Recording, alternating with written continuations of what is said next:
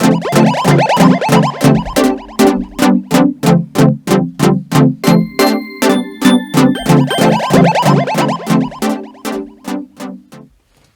everybody, welcome to another episode of, well, actually today's not Murphy's Law.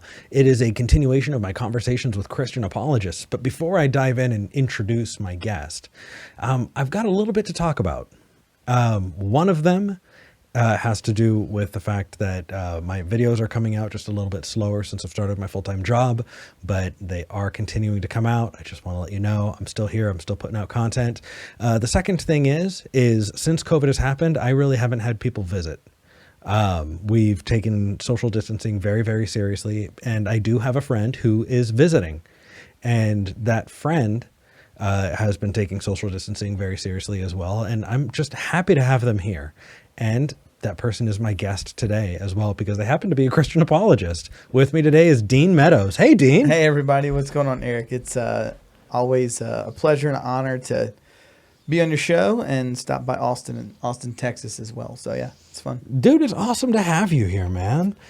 So kind of before we dive into the meat and potatoes of our conversation today, there is kind of something that I wanted to ask you, and I hope you don't take it the wrong way. I got you. No, go ahead. It's, you know, I've seen a lot of different apologists come in from different directions and different goals, and I've seen you spend a lot of time talking to atheists in particular. Yeah. Why? Well, I mean, I value and treasure your friendship. No, that's a good question. It's not often where both the atheist and theist side ask me the same question, because I have people who are friends of mine, people that have I've worked with in congregations before when I was a minister, who have asked me the same question, like, what are you doing talking to atheists? And then on the other side, atheist friends like yourself are like, why in the world do you spend so much time talking to atheists? What's going on here? So, you know, I really do think that in answering that question, I think it's multifaceted. I think, you know, first and foremost, Jesus in the Great Commission calls Christians to go into all the world and preach the gospel to everybody. And obviously, everybody is everybody. That's like asking how long is, you know, forever, right? Yeah, but at the same time, I got to push back on that, because I don't feel like I'm getting from you this, you know, great white hope savior complex coming in. And I mean, because that's actually something that I did recently on this channel, is somebody who would call Talk Heathen all the time and say, I just want you to know I love you, you know. And that person, I get it. They see themselves as an ambassador for Christ, but in reality, what they're doing is they're fitting a social expectation, a cultural expectation in the kind of Christian world of doing that. But really what it tends to be is condescending. You know, if you really care about somebody, care about them. And if you don't, that's okay, but don't pretend. I feel like that just denigrates the value of actual friendship. Yeah, you certainly don't want to be fake about it. No, I get that. Yeah, well, and also, I mean, the whole concept, and again, I did a recent video about this, so I can refer to the whole agape love type of thing. If you feel like you're obligated to do something and you're having to make a choice, you know, or if you ever go back to your congregation or your friends or your your accountability partner or group and go, hey, I'm just having such a hard time loving these people. That is not love. That is not how that works. If that is how a marriage was, that would require some serious marriage counseling and or looking at maybe not being married anymore. You know, it's just different. I mean, I actually see you as a good example of somebody who genuinely is my friend. Well, I appreciate that. So, I don't know. I'm going off on a tangent because there's a difference there, you know? Well, you know, at the core of it, I would say that, you know, I do want to be a good example of what that genuine friend, person that cares and loves about people of, all backgrounds to be. I want to be that example. But two, I really think that there is this false idea that's out there that somehow atheists and Christians, because they disagree on this massively important topic about whether or not God exists, that in both cultures, the atheist culture, Christian culture, that automatically means that because we disagree on this question, that we've got to be like bitter rivals and bitter Cats and enemies dogs. and things like that. And I just reject that wholesale. And so initially, the reason why I called into like Talk Heathen and Truth Wanted And AXP was because I wanted to test myself as far as what I believed. But then over the course of talking and connecting with you guys offline, whether that's on Facebook or Twitter or anything like that, I realized that we have a lot of things in common. And I genuinely was curious about the atheist community. It would be really, I think it would just be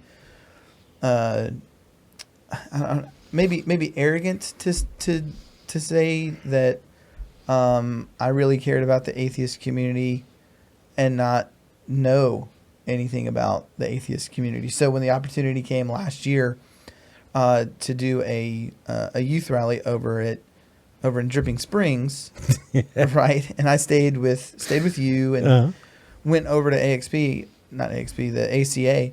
I generally thought I was going to walk in there and just get mauled by a bunch of atheists, but that wasn't my experience. And so, I mean, to kind of wrap up the answer, my reason for talking to atheists is, one, I genuinely love the atheist community and people that make up that community, because the people that are my initial contacts with the atheist community, like you, V, Dan, Drew, and a whole host of other people, are just genuinely nice people and have become my friends. So that's, a primary reason why I do it.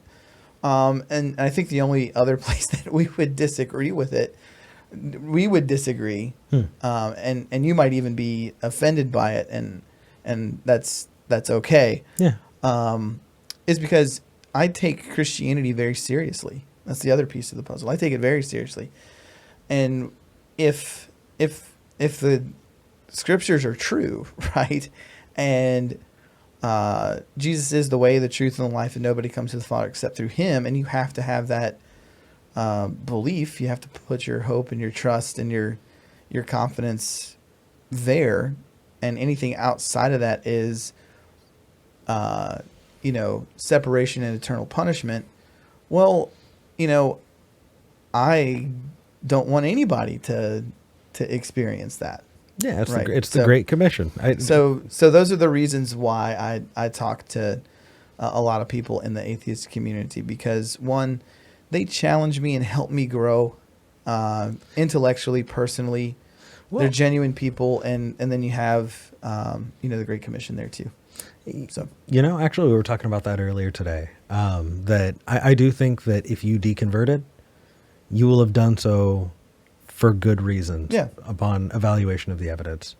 And I think that if I were to ever change my mind, it would be for that same thing as well.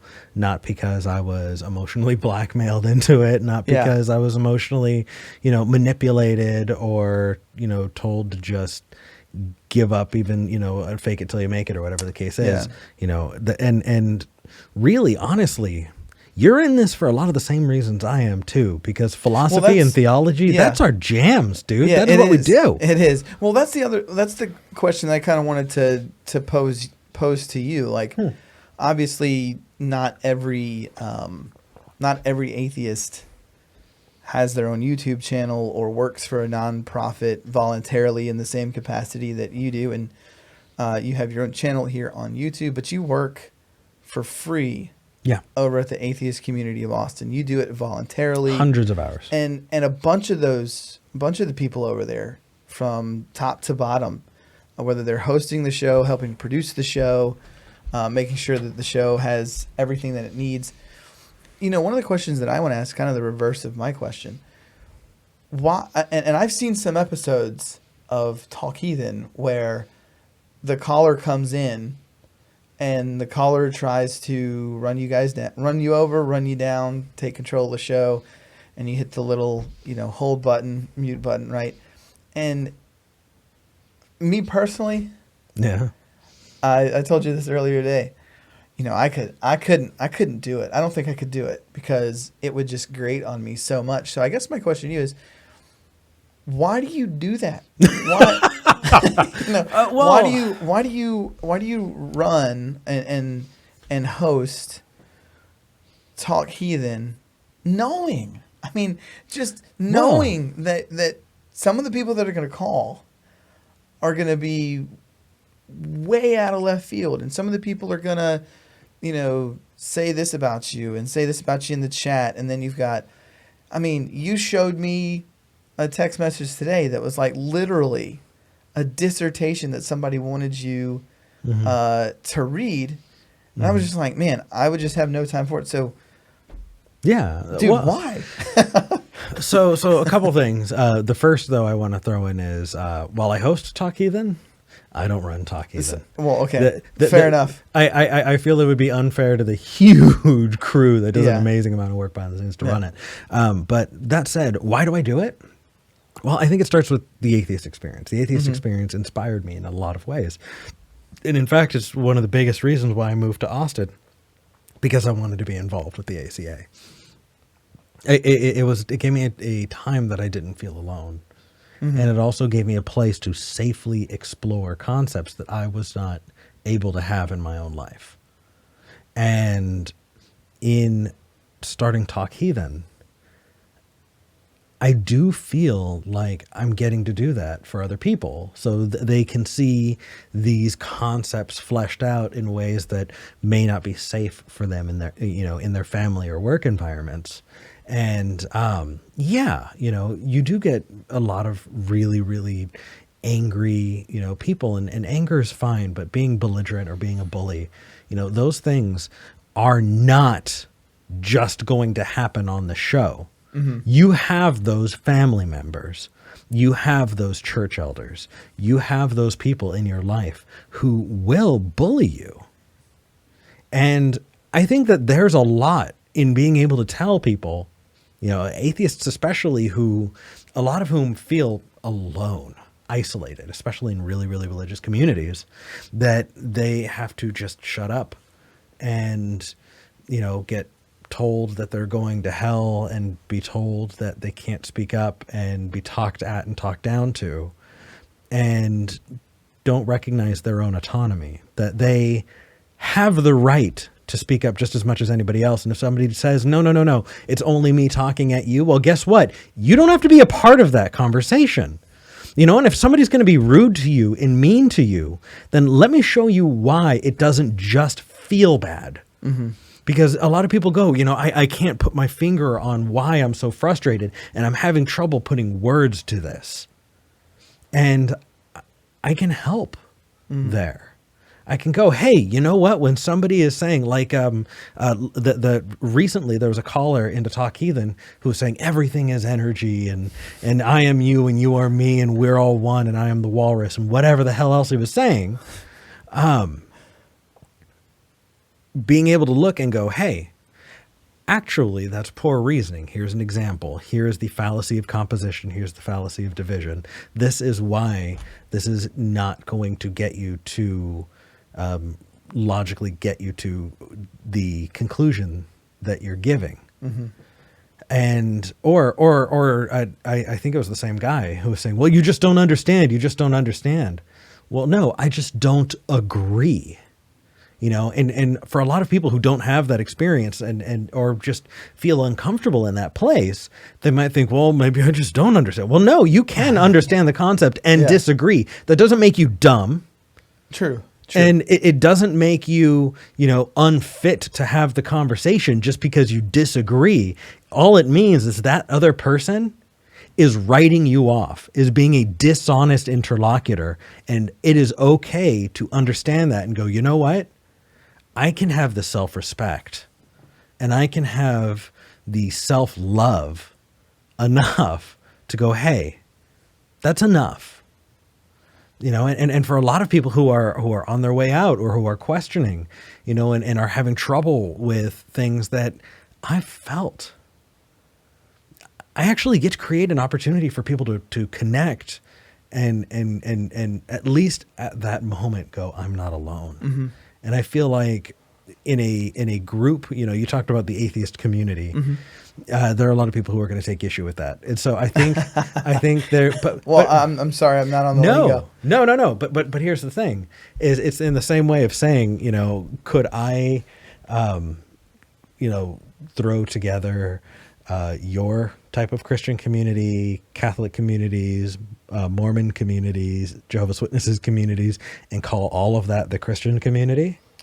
I think there would be people that would take issue with that for sure. Right, because there are these subdivisions, you know, and there are a lot of people who say, no, our church is our family group, right? There are people have so many different unique applications to it that to bundle them all together is inappropriate. But I will tell you that here we are building a community, and it doesn't mean that it's dogmatic, but what it means is that when there are enough of us together, hey, we can actually stand up together and make a difference when it comes to voting, make a difference when it comes to speaking up to the Texas State Board of Education when they want to take evolution out of the freaking science textbooks.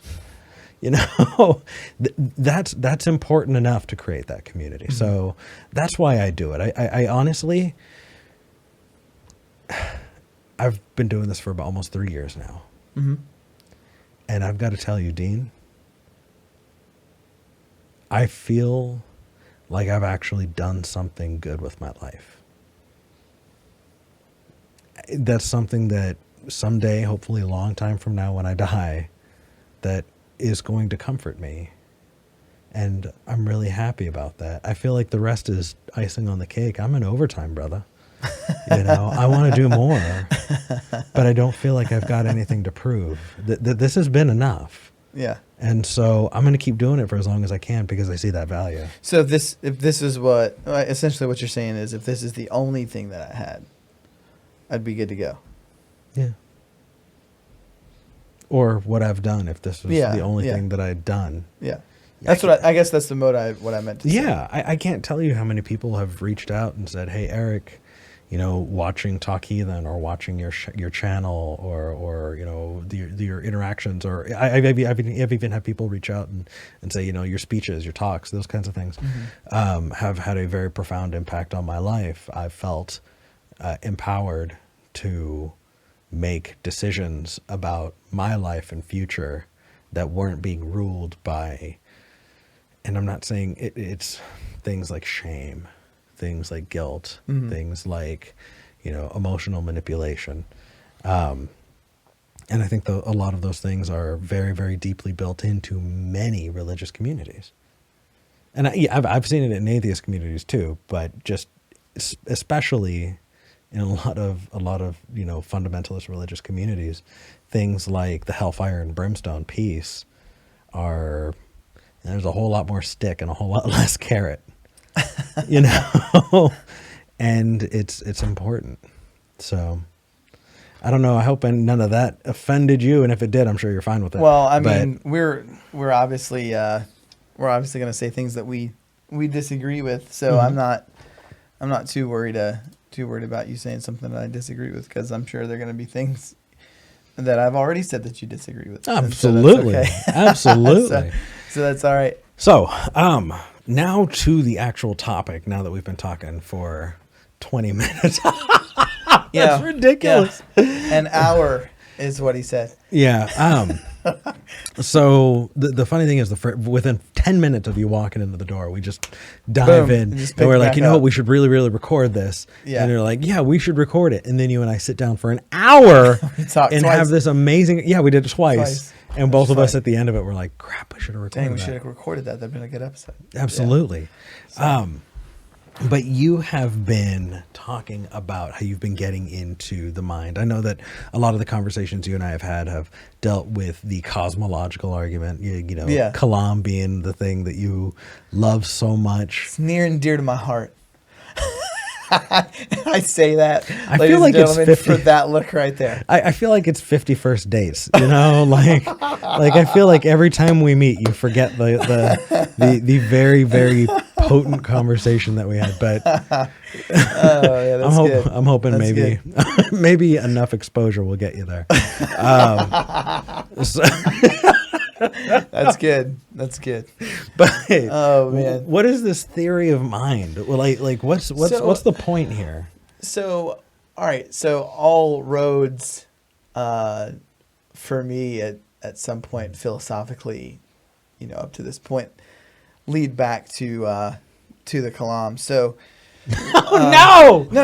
Oh no! I'm not. I'm just saying it has to do with the Kalam, but it also has to do with other stuff about the mind. I think personally, philosophy of mind is significant whether you are a atheist or if you are a theist, because part of the question that we all ask is, what does it mean to be human? What does it mean to be a human being? And you can't answer that. I don't think you can adequately answer that question unless you ask the question, okay, well, certain questions about, or certain questions contained in the area of philosophy of mind. What does it mean to be human if we don't have free will? What does it mean to be human if we do have free will? What does it mean to be human if we don't have a soul, or if we do have a soul? What does all of that mean? So I think that's the first, 30,000 foot level picture of philosophy of mind. For me, it's an area where I have not studied a lot, and I think it's intriguing in that one of the main descriptions, or one of the main things that takes place in the conceptual part of the Kalam, is this idea of, okay, well, now that we have established that the universe has a cause, assuming premise 1, premise 2, and premise 3 are true. Whatever begins to exist as a cause, the universe began to exist, therefore the universe has a cause. If that's true, then what's left is the conceptual analysis piece. All right, well, what's the nature of the cause, right? And obviously, you've heard me say it ad nauseum. Agreed. And you have yet to provide salient responses about those, by the way. Wow, just throwing it down just like that. Well, I wasn't here to argue those, but okay. I'm not here to argue those. I'm simply saying, the conceptual analysis, timeless, spaceless, immaterial, powerful, personal being. Now, and one of the things... Logically inconsistent, logically incoherent, impossible. See, ladies and gentlemen, he's trying to bait me right now, and I'm just not going to take the bait. So where philosophy of mind comes into this, okay, is the point of what many Christian philosophers have said, is that if the Kalam's true, the conclusion is an unembodied mind. And for me, the question that I wrestle with about the Kalam is, how do you adequately account for an unembodied mind? Yeah, can you have a mind without a brain? Right. So is the mind a general property of human beings? Is it a what's the word that I'm looking for? Not emergent property of having a brain. Is it a not general but necessary property of being a human being?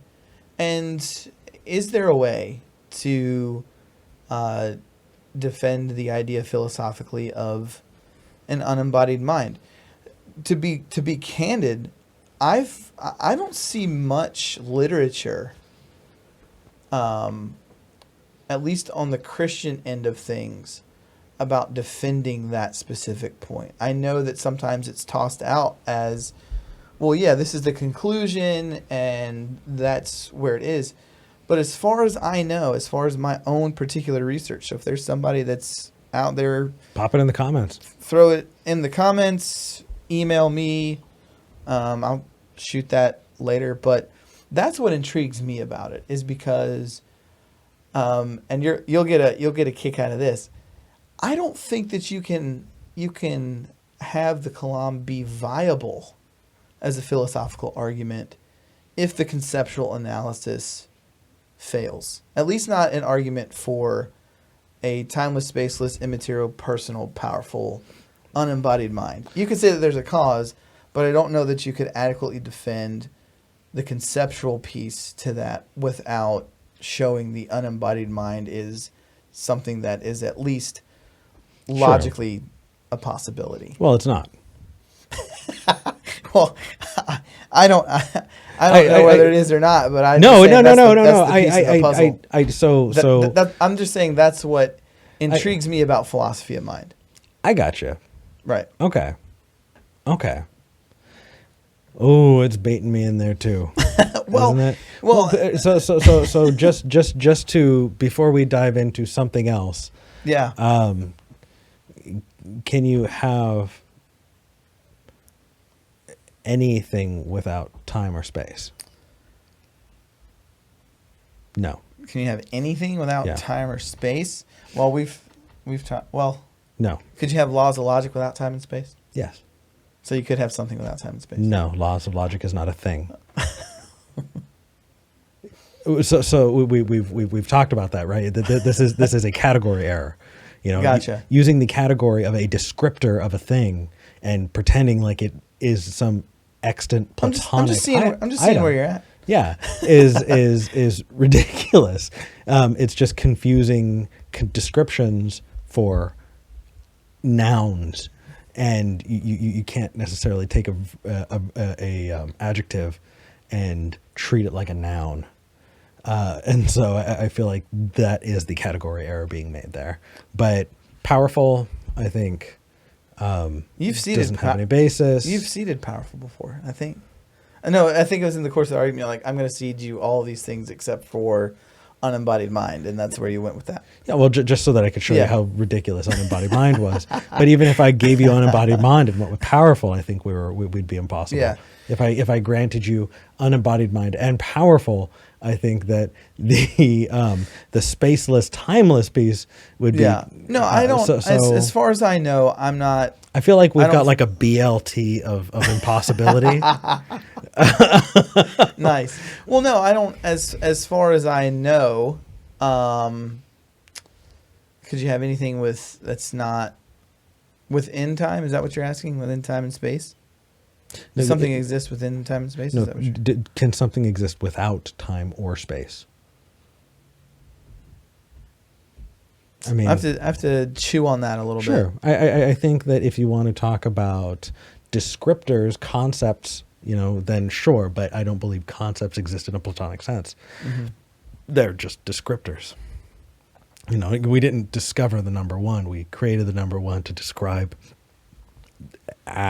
item, whatever that thing is, and the fact that that we live in a universe that has constants means that we can use those as tools to understand things better, and we build upon them. But that said, I want to dive into the conversation you and I were having earlier. Okay. Because the conversation you and I were having earlier was one that I don't think we've talked about a whole lot, and it's one that I would absolutely love to have for the viewers. Okay. And the conversation we were having, do you remember what it was? Dude, we've had so many. Are we talking teleology? Or are we talking something different? We were diving into teleology. Okay.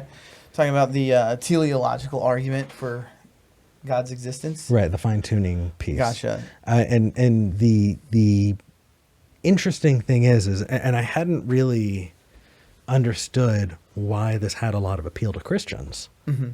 And I feel like I've picked your brain enough to get an idea about why, or at least why you came to that conclusion. And I think you do enough research to give me an idea that you're probably not the only one. Gotcha. So just to recap so people know where we're going with this. Whew. Okay, so if you want to know about the teleological argument and fine tuning, I know we've talked about it plenty of times before in other episodes. see, that's what I do to him when I say William Lane Craig. That's what happens. Yeah. Anyway, the idea is that the universe is fine-tuned for life. We quickly went into the fact that we live in a universe which is drastically not fine-tuned for life. We live on a planet that 57% of it is uninhabitable. But then you responded by saying, "No, it's not tuned." Caked all that in there and then just tossed it my way. Did you guys see that? Well, hold on, I'm not done yet. Okay. Your response was, "Eric, it's not fine-tuned for life. It's fine-tuned to allow life permitting universe. Life permitting." And yeah. so that's a different set of goalposts. That's a different thing. So if I was attacking the idea that the universe is fine-tuned for life, that's a straw man that I inadvertently created, because that's not the position you were having. The position you had was that it's life permitting. Life permitting. It could allow for life, but it doesn't have to allow for life. Right. So that is something, at least for me, that has come about through three individuals.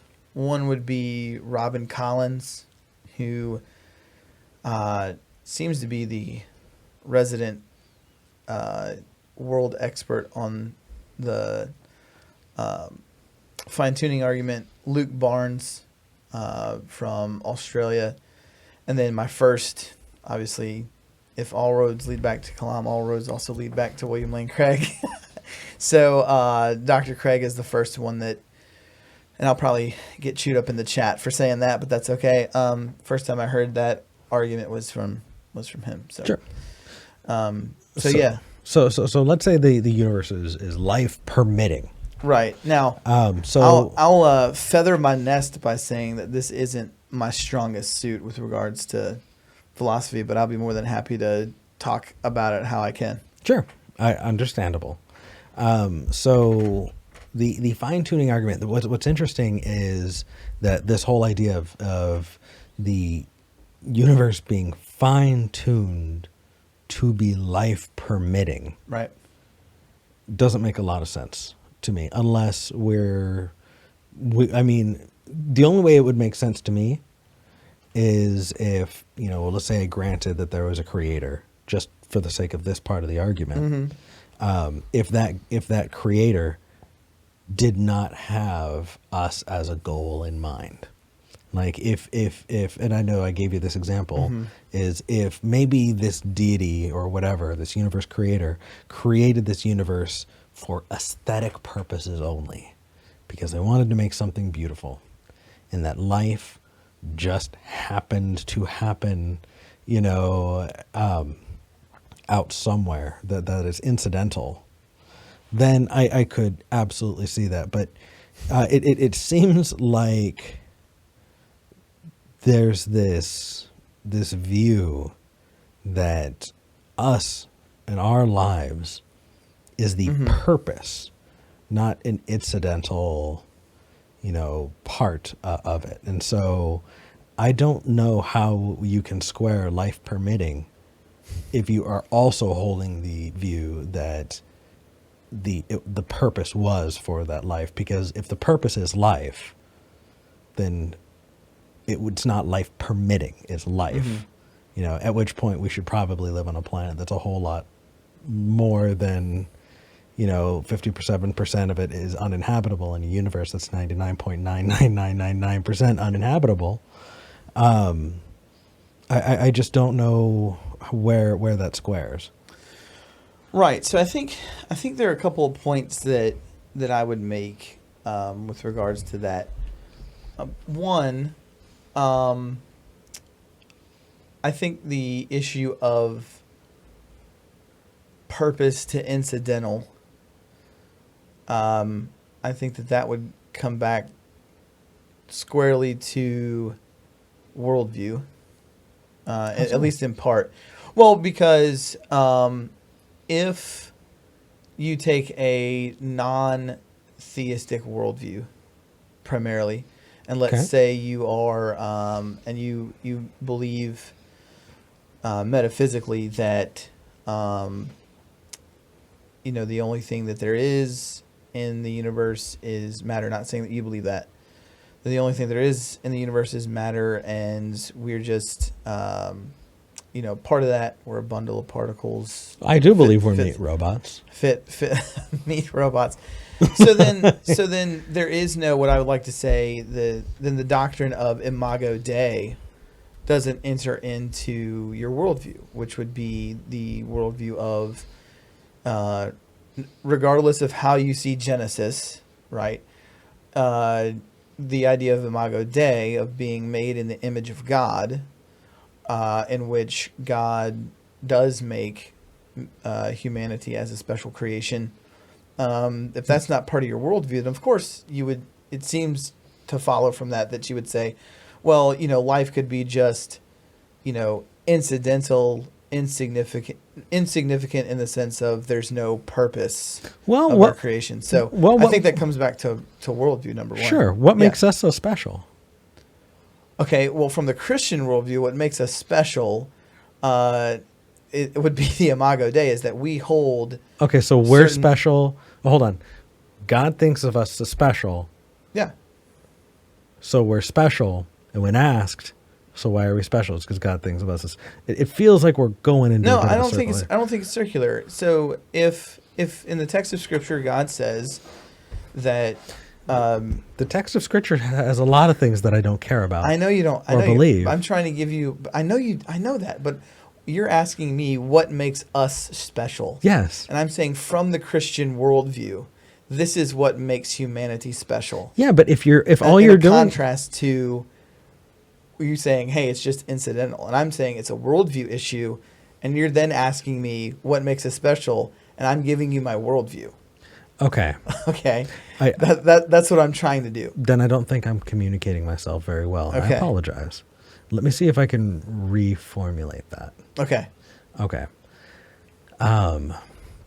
So what I want to do especially when it comes to worldviews, is I want to make sure that the reasoning that I'm giving is not a special pleading case for myself.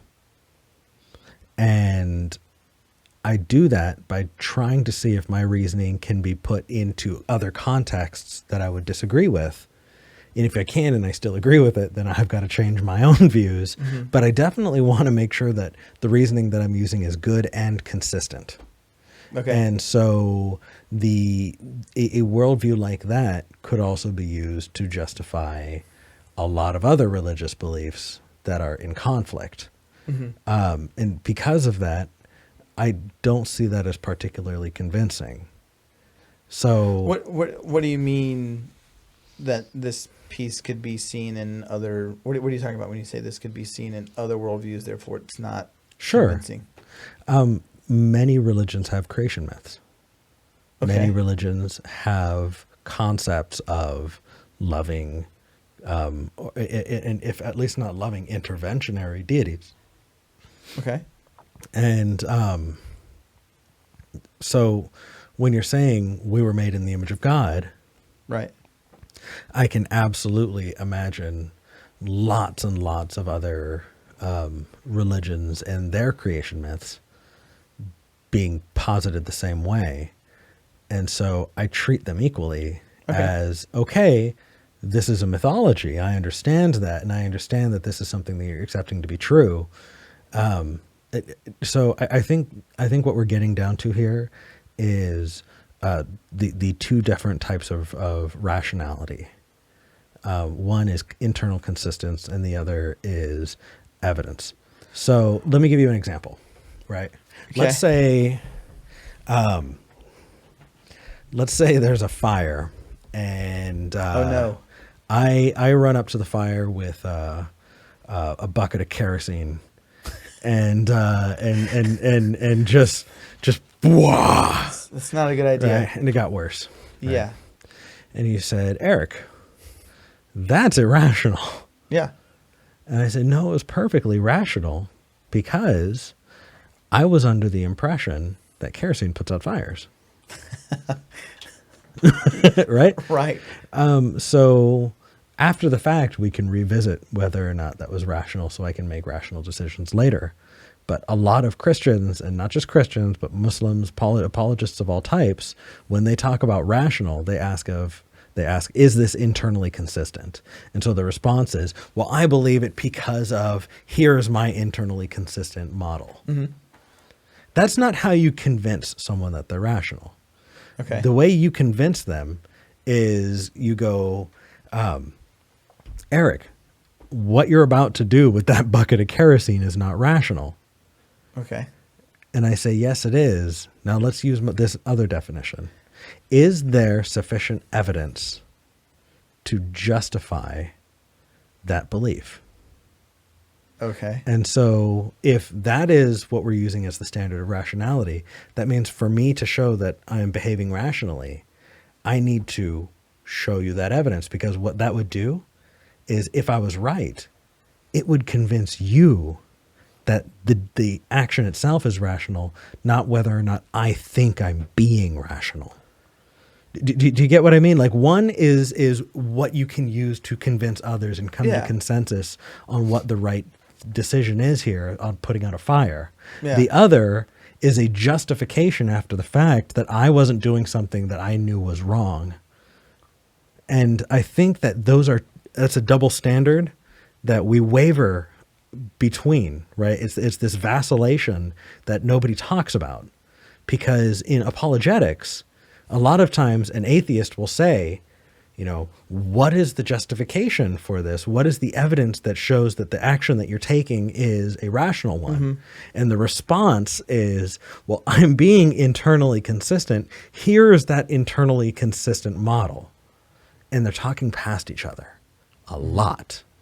No, I get that. And I guess my question is, I guess I'm not following with what the bucket of kerosene on the fire has to do with me saying, or you asking the question, how are we special? And me responding by saying, well, according to the Christian worldview, there's the imago Dei, that we're made in the image of God. Sure. So I guess an analogy that I will try and put forth similar to yours is that two people could have a bucket of water and even go to the fire to put water on the fire, and have two different reasons why they're doing that. Mm-hmm.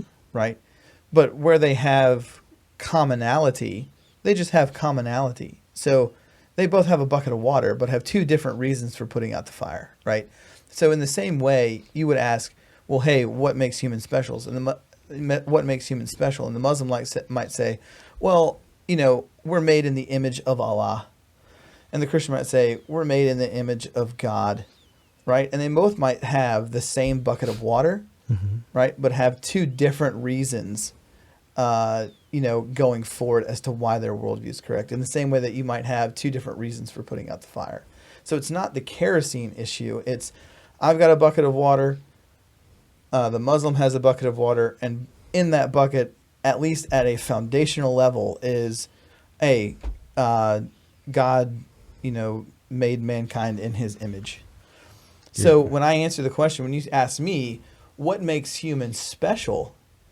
I say, well, what makes humans special is based on the Christian worldview, mm-hmm. which obviously you don't hold and others don't hold.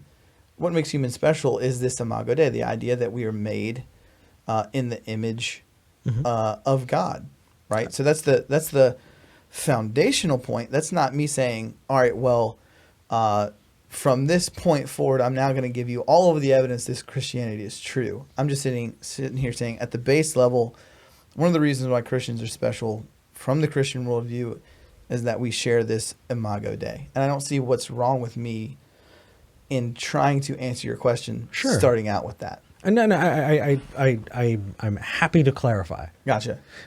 So you're right. In a pragmatic sense, and if we only believed things to be true pragmatically, then I would accept your explanation. I don't care about the pragmatics of it in this case. If you were to ask, Dean, who was carrying the water because he knows that you can put out fire with water because of the way those things interact, and I threw the water because I thought that the water goblins inside of the bucket Well, I'm not even appealing to water goblins. I see what you're saying. have a long-standing war with fire goblins. The fact that we both threw water on the fire Yeah. does not validate both views equally. Well, you don't even have to go that far. One person could have the bucket of water just because they see a fire and it's raging and they want to put out the fire. The other person can have a bucket of water and put out the fire because their family's inside of it. They still have a bucket of water. Agreed. I'm trying to use these disparate things to illustrate the point. Okay. That you can come to the right answer for the wrong reasons. I agree with that. It's just the same way that I'm sure when I was a Christian, I absolutely hated people who wanted to convert because they treated Christianity as death insurance. Yeah, that's a bad reason to be a Christian. Yes. I agree with that. So you can have bad reasons to come to the right answers. And I so agree. when you're saying we're made in the image of God, that's why we're special. I'm having a hard time understanding that from the non-pragmatic, what makes us special? Well, even from just Because if it's my mommy kissed me on the head every day and told me I'm a special little boy, right. that might make me feel great internally, but that doesn't mean that I'm going to convince my coworkers that I'm special because my mommy kissed me on the forehead. Yeah, I'm simply I love you, Mom. I'm simply. I love you too, Mom. Yeah, just to make sure I got it in there.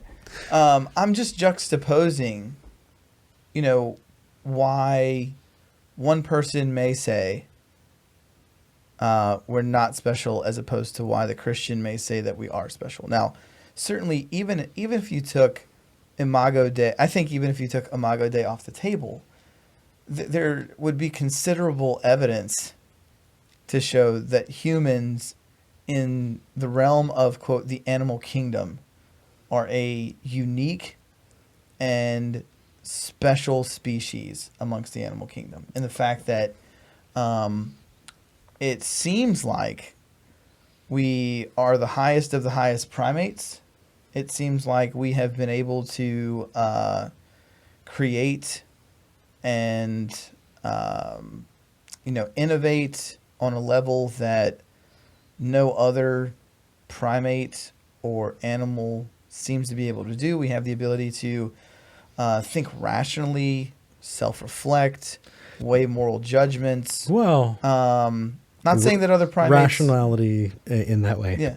Self-reflection and moral judgments have been shown in dolphins and monkeys. Right, and but elephants. you would say that we have a greater capacity to do that than the dolphin and the monkey as a species. That's just... Right. Now that's just a matter of degrees. I understand that, but one degree and the degree that we have obviously separates us from them, which would make us, it seems it would make us better apt to survive in the environment that we've been given on your worldview from Mother Nature, so to speak. Okay, so that's all I'm saying is that it's really hard for me to see how one could hold the position that Homo sapiens are not special given the capacities and the abilities that we've had throughout our history. Sure. So the interesting thing is the latter argument that you gave, because we've been able to essentially terraform the planet. Essentially what? Terraform the planet. Okay. I mean, how much of our planet is now covered in asphalt? Right. I mean, you can see the lights from our major cities from space. You can. We have drastically changed the landscape of this planet. Yeah. That argument holds a lot more to me than in my book because it says so. No, I get what you're saying. I'm just once again, I'm just trying to say from the worldview that I sit, here are the reasons why we're special. Okay. And right. I'm challenging you because I want you to give good reasons that are convincing to me, not just justifying. Well, that's why I then entered into your worldview and tried to give you reasons based upon perfect who we are. You should use the latter. Okay, fair enough. Okay. But if you were asking me as a Christian, why do you think we're special? I mean, it's hard for me to get to answer that question without just first saying, all right, base level Christianity, Here's why we're special, and then look at us as a species and say, all right, here are the other reasons. So there you go. Anyways, Okay. what? Never mind. Go ahead. No, that's Go okay. ahead. It's okay. We kind of went far afield from teleology. We did, because you had made the point that if I'm, and correct me if I'm wrong, which I'm sure you will. You had said something to the effect of about fine tuning, Mm-hmm. and you had said, I think you had said something about the fact that the universe is 99% uninhabitable, something like that. Is that Yeah, accurate? it's the idea of when someone brings up the fine tuning argument, when they Yeah. say it's fine tuned for life, Mm-hmm. that is different drastically from saying life permitting. Mm-hmm. Because if you say it's fine tuned for life, you carry an intentionality there. It would appear that would be the goal, and at that point, that I would say that whoever acted on that goal is incompetent in the extreme. But if you say it's life permitting, then actually there's more wiggle room, because you could have life being incidental.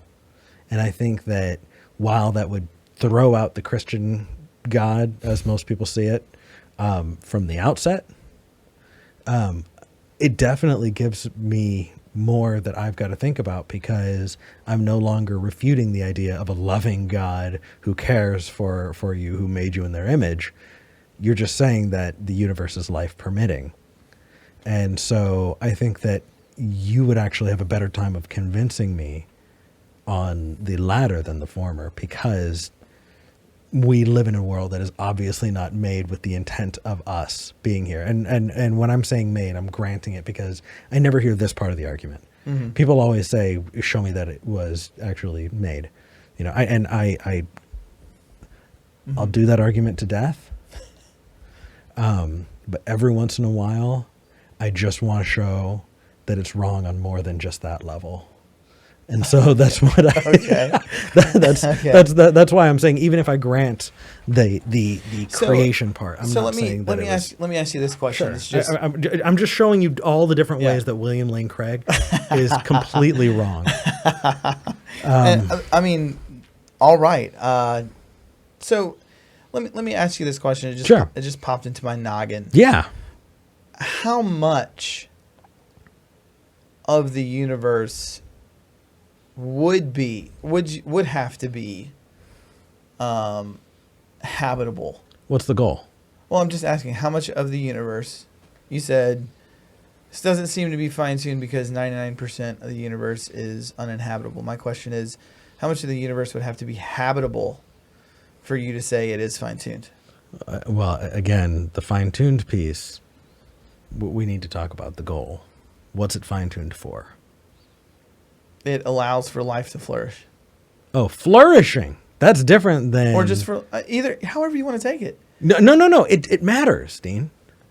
It matters. It doesn't a matter. lot. It doesn't matter to me. I mean, if you want to say allows for life, life permitting, or allows life to flourish, I mean, pick either one of those. My point is... Okay, sure. Okay, no problem.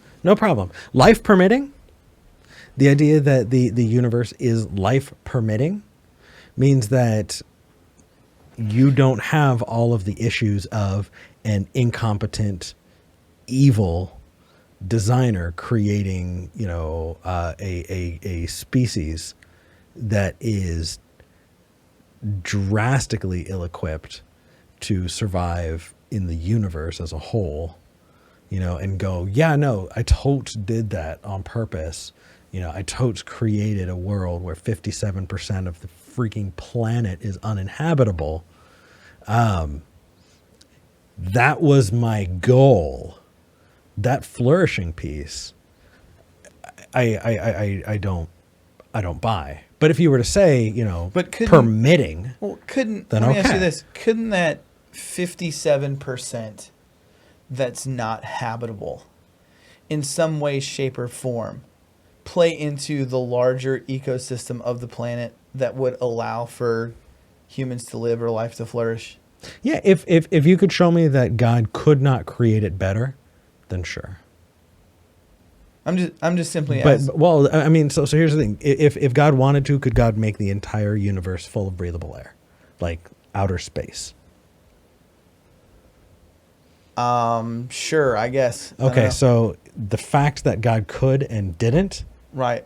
means that the goal of Well- habitability, and the well, goal of flourishing, the goal how do you know that couldn't be? And this is just me asking a question off the melon once again. How do you know that? And I haven't seen any models or anything like that. I'm just speculating here. How do you know that by doing that wouldn't alter some type of solar ecosystem that wouldn't allow for certain planets to form, that either act as a blocker of asteroids or something like that would crush Earth? You know what? That's a great question.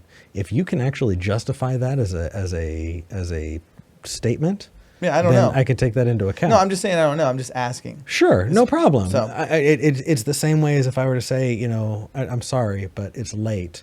Right. And, well, who's to say that if I Like don't what? light my fart, I won't blow up the neighborhood? Right. If you can show that that's even remotely plausible, then I'll take it into account. I'd Like, like let me to see launch what- you into space and see Sure, what I'd happens. love to go. Hey, Tesla, I'm here. SpaceX, let's go. I'm talking more, I gotcha. catapult. But I still haven't. Gosh, I still would want to know though. But like, I still would want to know the answer to how much of the universe would have to be habitable for you to say, all right, it's fine tuned. You gave me 99% is not inhabitable and therefore it doesn't look fine tuned. Well, what would the number be for you to say that it is? I already granted the fine tuning, so I can get to that part. If you want to talk about fine tuning, then we have to take a step back. Well, I guess I missed your answer to that question. Sure. Like just to have the whole entire space be made of oxygen? No. So I'm saying that if all of space was made habitable, then you could say that now, mind you, I'm already granting that was fine tuned. Gotcha. If you were to say, Eric, how does that show you that it's fine tuned? No, I don't think the universe is fine tuned at all. No, I know you don't. And I wouldn't grant that or get into that part of the conversation. If we want to take a step back and say, Eric, why do you not think that it's fine tuned? Period. Because you and I were having this conversation, and I want to have it for people who can follow and watch. Well, I do have And a here's- follow up to that real quick. Yeah. Well, ask your question and then. No, that'll take us into a different place. Go for it. Okay. So, it seems like to me, you're saying. Well, let me ask you this: what's the difference between something being necessary and something being sufficient? What's the difference there? Right. That's my question. I think that's going to get into the fine-tuning piece and not into the... Because I don't want to confuse it, because it could be, and all you would need, it seems to me, all you would need for fine tuning is not this Right. is not this mass perfection Well, throughout the universe. You I would just agree. need whatever is. I think it's necessary. I'm not sure if it's necessary or sufficient for life to be allowed for, or life to be, or a life permitting universe. You don't need massive perfection. So let's dive into the teleological argument on its face, because we may have lost a lot of people already. Okay. All right. So could you present the teleological argument? Really Gotcha. So the teleological, now, once again, this is a family of arguments. There's more than just quick? Sure, but one. Yeah. your basic Gotcha. premises. So premise one, fine-tuning of the universe is due to chance, necessity, or design. Premise two, fine-tuning of the universe is not due to chance or necessity. Premise three, therefore, the fine-tuning of the universe is due to design. Right. So Bada bing, bada boom. Okay. We should have done that at the start, so people should would be have. like, what the deuce are they talking about? We should have. You know what? I might just clip this and stick it at the Sounds beginning. good. So Go for it. I'm sticking this at the beginning. It's going to be a jump cut, but I'm doing Jump that cut. so you can see understand what's coming up next. So prepare to jump into earlier us in 3, 2, 1, now. Okay, now. Okay. Yeah, this was weird.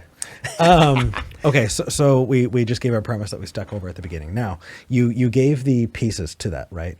So you're saying that it is necessary, by chance, or design. Or design. And you had already said that even if our existence was incidental, that would still follow under design. And I'll agree with that. It seems like it would be because you gave the analogy of Aesthetic. a canvas and a painter, and that could be part of, Sure. it. So how did you eliminate necessary? Right. Well, as a preface to that, one of the things that we need to establish is that this argument would only show that the universe is designed. It doesn't, in and of itself, name the designer, right? Right. So, as far as necessary goes, what we mean when we say something is necessary is that there are no other, I guess in philosophy it would be, there are no other philosophical options that are on the table. The thing is the way that it is, and there's no other option for it to be any other way. The modal test for that is to look at whether or not its opposite makes any sense. So an example would be square circles. Yeah. Right. So all circles are round circles. So all circles are round. Is that a necessary fact? Yeah. Circles Why? can't be anything else but round. Well, so we're going to take the statement, not all circles are round.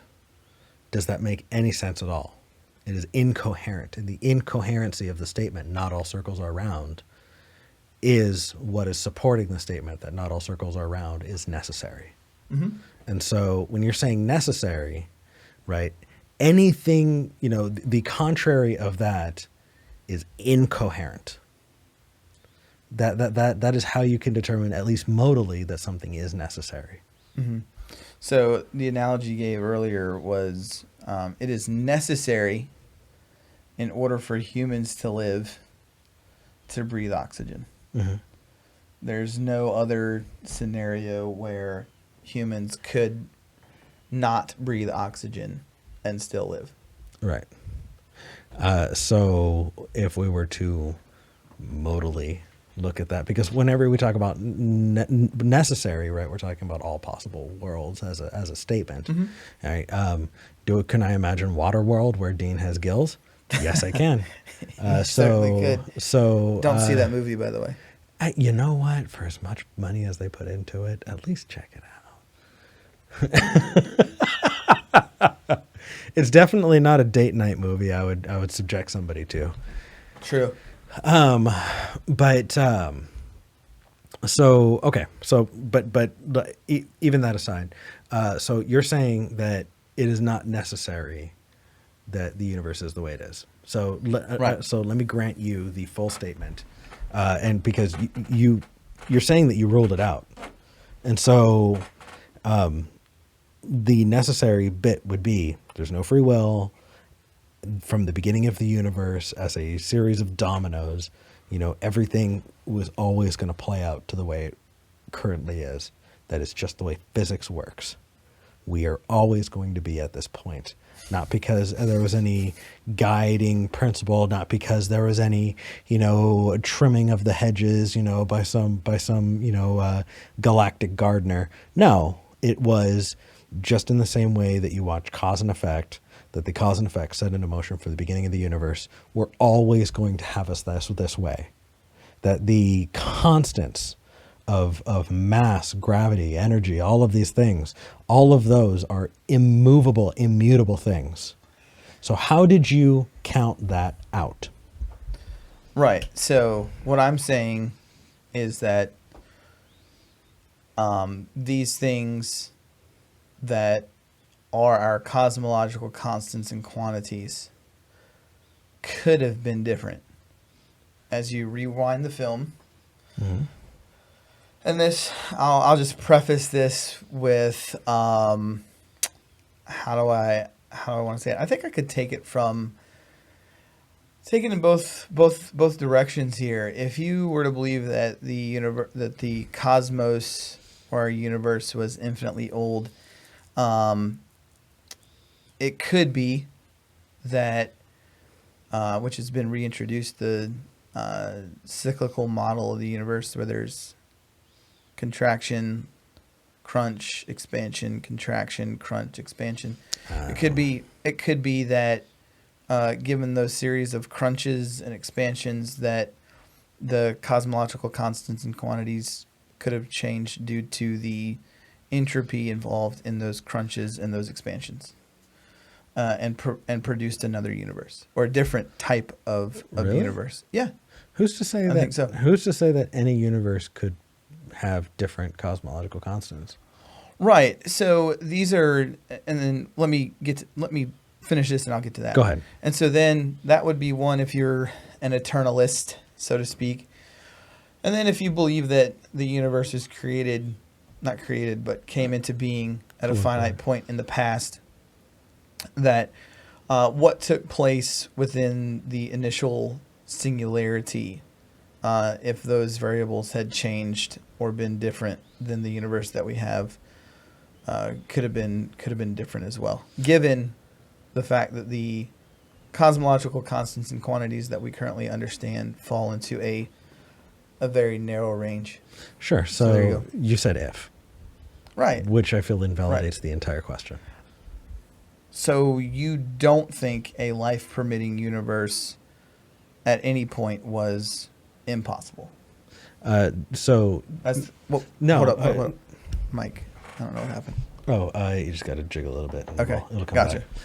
back. So no, you're saying that that for this to work, right? This statement, either the universe was by chance, by necessity, or by design. Or by design, yeah. My question: how did you eliminate necessity? Means Right. that I'm saddled with taking on the necessity piece, so that I can determine whether or not you have sufficiently kicked that idea out. Right. And so when you say, well, if it was different, then it would be different, so it's not necessary, makes zero sense to me. Because I don't care if it was different. The statement is, it is immutable. It is the way it is, and it cannot be another way. Right. Well, I think you would. I think you'd have to look at. And there are defeaters here. There are ways that you could show that. You just show that the cosmological constants, that there's a set of levers somewhere that you can adjust. Right, but these levers that you speak of, you're acting as if these levers themselves are not in some way subject to what has been previously described. What do you mean? So, for instance, given, okay, if you take the eternalist position, the makeup of the universe can change and can be different. The gravitational force could be different, given the nature of the crunch and the expansion, given the nature of the density of the universe, given the nature of the entropy of the universe. Those things could change. And this has been shown through cosmological models that if they were necessary, then when you would run the cosmological models, it seems to me it wouldn't matter what you plugged in to the model, you would always get this type of universe. No, not at all. Yeah. And I'll explain why. Because what you plug in is the part that you don't get to plug in. So then you're affirming that there is no scenario that could have ever played out in the formation of the universe in which life was not going to be guaranteed. That is the statement that I'm asking you. Dean, how did you rule that out? Right, and I'm telling you based upon people who are saying, well, if there existed a set of if we do levers, these models, then it would be different. It's not if there existed a different set of levers. It's if the current set of levers that you have, if it was different, everything would be different. It's not. No, duh. We So- have a sample size of one, and the sample size of one shows Right. it is what it is. Well, okay, so then we just agree to disagree on the fundamental nature of the cosmological constants and quantities that make up the universe. Cool. I can actually That's point to a universe that backs up mine. Can you?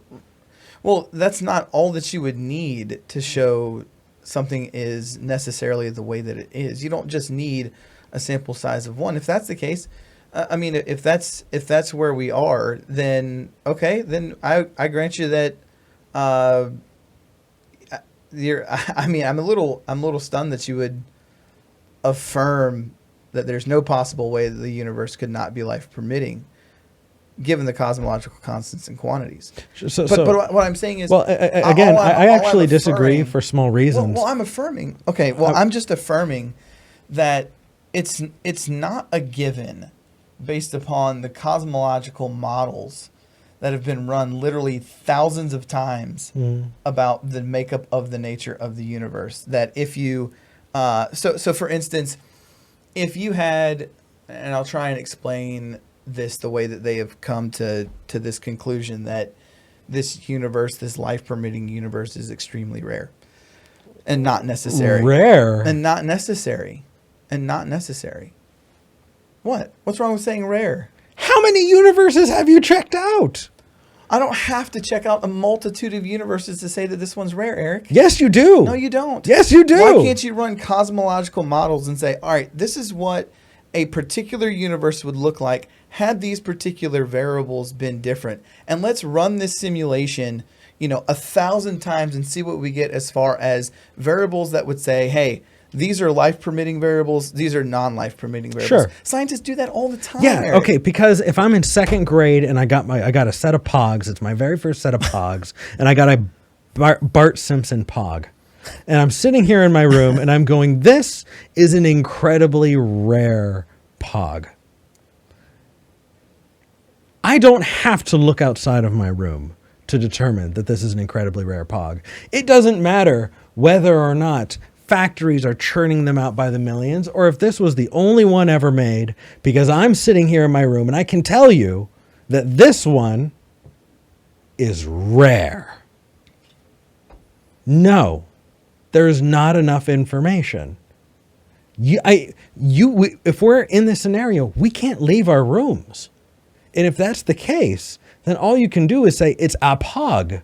But I can't tell you what the rarity of that thing is. But you can look at the room. You can look at the variables of the room that you're in and ask the question, all right, if we change the variables of this room and ask the question, all right, if we change the variables and we run a simulation, how many simulations that we run where we change the variables and we get a freaking room?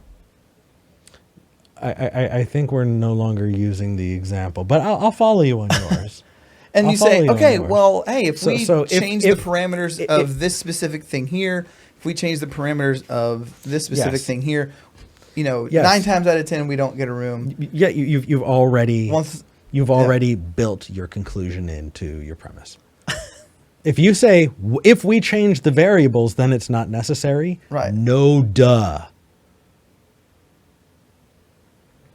Do you understand when you say the if part, you have already kicked out and said, I'm asking you how you eliminated that. And your response is, well, if you could. And people run simulations and models of that, Eric. Yes, if they could. I know. Do I think that it is possible to live in a universe with different cosmological constants? Let me throw this at you. Sure. So would you say that the universe is necessarily life permitting if we changed all of the variables and we did a multitude of simulations and every single one of those simulations came out and it was life permitting? Would you say, hey, it is, and we ran it? What are the variables? And if we ran it, I don't know what the variables are. Gravitational force, maybe? I don't know. I'm just saying, okay. In general, if we did that and we ran all the variables through the simulations of cosmological models, and every simulation that we did came back and said, okay, all of these models show that the universe is life permitting. Would you say that the universe is fine-tuned for life, is a life permitting universe, regardless of what variables we plug in. Definitely not fine-tuned. And here, you and I are now... I mean, I don't know how else to... Sure. Maybe I'm Okay. maybe I'm just not talking clearly enough. I don't know. Maybe I should give it... you and I are at a Model T factory, okay? And I tell you, Dean, no matter what happens, we're going to come in here, we're going to assemble a car. What's going to come out is a Model T. And you say, Eric, with numerous variables, we can come out with any car. Cool. So we go to the first part of the plant and we want tires. Well, it turns out that the tire apparatus only makes one kind of tire. So guess what? No matter what car comes out, it's going to have a Model T tire. And then we move to the upholstery and go, we can make any kind of seats, but the only kind of seats that are makeable here, given the instrumentation that is available, are Model T seats. And then we follow that all the way down the process, because each of these things are not things that we can actually change. Then no, you can wax philosophical about how awesome it would be to be at a Chevy plant or a Tesla plant, but we're at the Model T factory. We're going to walk out with a Model T. So the question of, oh, wow, if we could just, fabricate a Lamborghini, wouldn't that be great? Yes, it would. But when you're in a factory, when you're in a world, when you're in a universe that has constants the way that they are, then this becomes an eventuality. And do I agree with that fully? No. And I don't need to, because the question that I'm asking you at the outset is, how did you rule that out? And so if you're saying, well, we could just go into where only one tire gets made and come out with a different one. No, you can't. No, you can't. Everywhere along that. What if the gravitational forces were different? No, you can't. Because you need to show that those are things that you can adjust in the first place. The fact that people mentally masturbate about how totes cool it would be if things were different is awesome. Okay, then we'll just agree to disagree. Don't. No, Tell me why you're justified in that. I have waxed philosophically all that I can about... But how are you justified, Dean? I love you. Why are you justified in this? And so I'll just allow you to rest comfortably in the idea. And apparently the fact that or I'll allow you to rest comfortably in the idea that this is the only type of universe that could have ever been created. I'll humbly disagree, and we can move on to the next point. Well, very humble of you. It's just you're no longer allowed to move to the next point. Because the strength of and the structure of the argument is you've limited it to three things, and by process of elimination, it has to be the third. Right. You have not sufficiently... Well, at this point, I don't know that we're ever going to agree on necessity. So either we can just say, all right, we agree to disagree on the nature of necessity and the point of if this is the only universe that's ever possible, was a life-permitting universe or not. We can disagree on that. We can move to another topic. I'm open to it because we're not going to go anywhere outside of where we are right now. But so why? That's okay. Okay. That's fine. You could just say, all right, I don't agree with you on this, but say that I gave you your point. We can move on to the next point. You could say that. And then we could just move on to chance, which I think is a harder one to defend anyway. Okay. Let's move on to chance. I think personally, the chance argument, I think is the hardest one to get your mind around and defend as far as the teleological argument. And this is one of the reasons why I genuinely don't. This isn't the big card you pull out. No, it's not. Yeah. Because I think that no matter how improbable a life permitting universe might be, there's always the case of what's called the lottery scenario, right?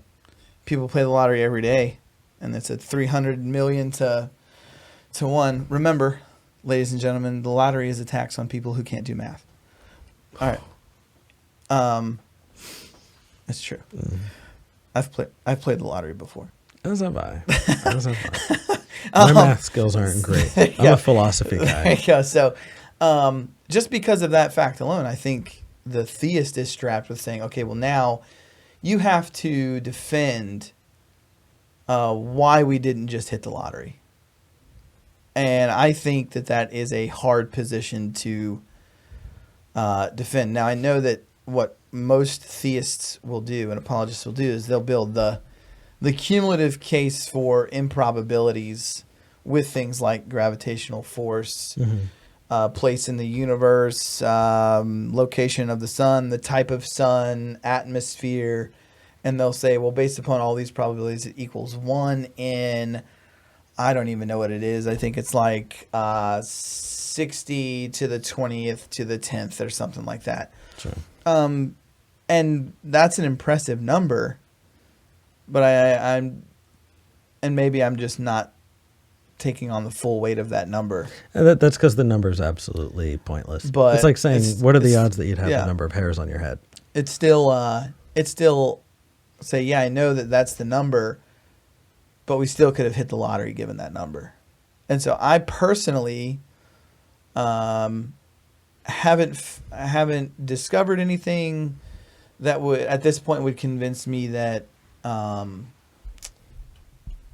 I think the best that, as far as me personally, the best I can do with it right now is try and create a wash on that specific point. Just say, okay, well, I haven't overpowered the argument, but it's a wash.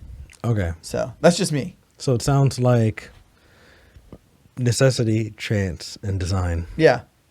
We disagree on necessity. It's a wash on chance. It's a wash on chance. I think the design piece, at that point, if you're using process of elimination, let's pour out a beer for the teleological argument. No, I mean, pour one out for the homies. Gotcha. Let's bury that one. Well, I still think it can work. I'm sure there are other philosophers out there and apologists that are better at using it and utilizing and talking about it than I am. I don't. Oh, my word. I do. I definitely do. I think well, Robin Collins could talk about the teleological argument far greater than I could. So here's the thing, is you have a whole lot of people who can very, very convincingly and very enthusiastically throw out really big numbers and not understand that is not the point remotely. There is a profound missing of the point that happens there. And that is that those big numbers don't mean squat when your sample size is 1. It doesn't. Because literally everything, the odds that you have the number of hairs on your head is just as miraculous as if you had a different number of hairs on your head. Mm-hmm. And that does not make you special. That just means that is a thing about you. The unlikeliness of a thing implies that there are other possibilities. But the fact is that just because we are the place we are, the way we are, it doesn't make us special. And actually that not specialness is amazing. It's amazing. You talk about numbers. Let me give you one very, very nihilistic piece. Oh, goodness. We're going nihilism right now? Well, I know we don't have too much time. We've been doing this for an hour and a half. Yeah. And we were supposed to do this for an hour. I'm going to have to cut this. It's just us. That's what we do. And I know I've said this to a lot of atheists, and you've probably heard me say this before. Mm-hmm. And that is that the absolutely unremarkable fact that we are 1 in 7 billion. The fact that you and I are not unique and special. The fact that within 4 generations, likely, we will have been entirely forgotten. except for maybe an old picture in an attic somewhere. And your YouTube channel will be around in 4 generations. Just like my MySpace. Touche. Touche, Tom. So the fact of that is one of the most beautiful, liberating things that I don't think it's something that we should be afraid of.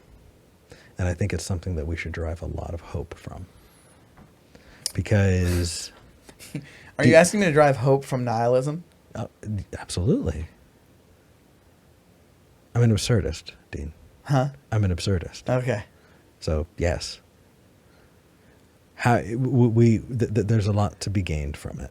This is about to be a whole nother stream. It is. We should pick that up another time. We should. I will turn you into a nihilist yet, and it's an amazing thing. Not everybody is. What? What? What's wrong with nihilism? Let's do another stream sometime about nihilism. We That's what we'll should. agree on. We We'll have a should. standing agreement. The next stream we do will be on nihilism. Okay, and that also we're not going to dive way off topic. We do Gotcha. this for hours. We do this for days. Anytime It's that all you right. visit, I love it. You know, the interesting thing is, I know that I'm going to get skewered for the fact that we're not social distancing. When the fact is I've been locked away, and you have been locked away for so many months that this was a calculated, safe decision. That the fact that you came here is one that was built on trust, one that was built on communication, and I one was that- vetted. You I were was vetted thoroughly. And so if people want to crucify me for it, but they think a friend can visit, I haven't seen my family. I'm very careful about who I'm spending time around. I'm glad that you were able to come. I missed you. I care about you. Well, I appreciate the opportunity. I appreciate the invite. It's always a pleasure of mine to stop by, hang out with you guys, meet what I call my atheist family, see Yeah. them. Although I am not one, I am not an atheist. You guys are my atheist family, and I love, the interactions that we have and the conversations we have, whether that's me calling in to talk heathen, to mess with you guys. I prefer to, these combos. well, though. yeah, because here it's face to face. Yeah. It's not. I don't even think that this is as even much pressure as, Talk Heathen, because Talk Heathen is a great show for what you guys are trying to accomplish as far as helping people who've come out of religion, as much as that hurts me. Because you don't want people suffering and alone, no matter what the reason Yeah. is. So and this is just two friends just getting together and talking about really important subjects, and there's no facade here. There's no debate feel to that. It's just us talking and exchanging ideas and being open and honest, and that's what I appreciate about our conversations, man. Because you make me think. Same here, brother. The thing is that there was another caller recently who called in, and their whole piece was, well, what's the harm? And What's the harm in what? what's the harm in believing something if it's not true? Yeah, there's a lot of harm in that. I agree. And when we get past even the most harmful stuff, and we're talking about benign things, that doesn't mean that, because I do think it's condescending. Like, I think I would be condescending to you if I went, I'm not going to dignify giving Dean my time, because if it works for him, he's just too dumb to understand it. And I've seen people on every side do that. And it is truly condescending, and I hate it. So I'm glad we get to have these. Me too. Take care, all right, man? All right, thanks. Here, help me fill this out here. Are we ready? Okay. Okay. So click here to subscribe. I am putting out content, and it's probably not going to be as much as it normally is, but I am continuing to put out content. Right up over here, over Dean's head in this corner there, you can click to support me on Patreon. It truly, truly helps. Every time I do have episodes that are in the can, ready to go, I have them early for patrons to watch. And if you want to watch my first video on this channel, which is a conversation with this guy, click here, or click here. Bye, everybody.